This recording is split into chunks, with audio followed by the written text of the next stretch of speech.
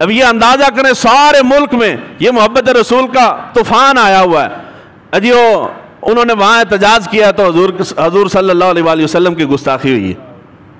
سمجھ گئے ہو نا گل؟ اجی انہوں نے وہاں نعرے مارے ہیں تو اس لیے حضور کی گستاخی ہو گئی.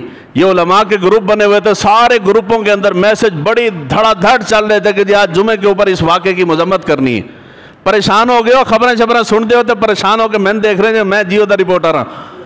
اور جی مدینہ شریف میں نعرے لگے ہیں نا, اور نعروں کو کہہ رہے ہیں کہ حضور کی توہین ہوئی ہے.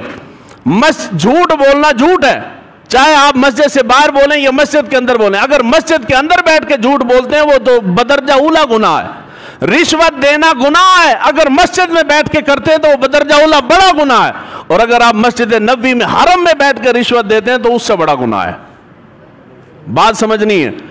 اسی حرم پاک کے اندر ایک ایسا وقت آیا یا کچھ ہی عرصے پہلے, جج حاضر سروس جج کو رشوت دے کے پارٹی کی ٹاپ لیڈرشپ نے روزہ مبارک کے سامنے بیٹھ کے مسجد نبوی میں بیٹھ کے جج صاحب کو رشوت دے کے انہوں نے خریدا اور اپنی مرضی کے فیصلے کروائے. پورے پاکستان میں کسی کی غیرت محبت رسول نہیں جاگی. ہماری محبت رسول پارٹیاں دیکھ کے جاگتی ہے.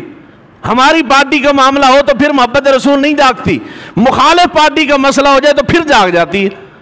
کیوں بھائی؟ جس طرح مسجد کے اندر رشوت دینا بے ادبی اور توہین ہے, جس طرح مسجد کے اندر کھڑے ہو کے نعرے مارنا توہین ہے, اسی طرح باقی سارے معاملے بھی توہین ہے. اور اگر یہ سارے کام میری پارٹی کرے تب بھی وہ قابل مذمت ہے, اور اگر مخالف پارٹی کرے تب بھی.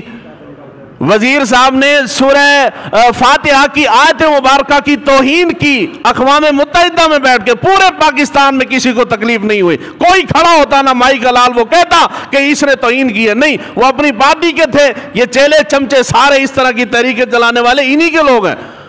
کسی ساری دنیا کو مولویوں کو سانپ سونپ گئے, کوئی تو کھڑا ہونا قرآن کی توہین کر رہا ہے وہ, لیکن کسی نے احتجاج نہیں کیا. کیوں؟ کہ وہ ہماری پارٹی کا ہے.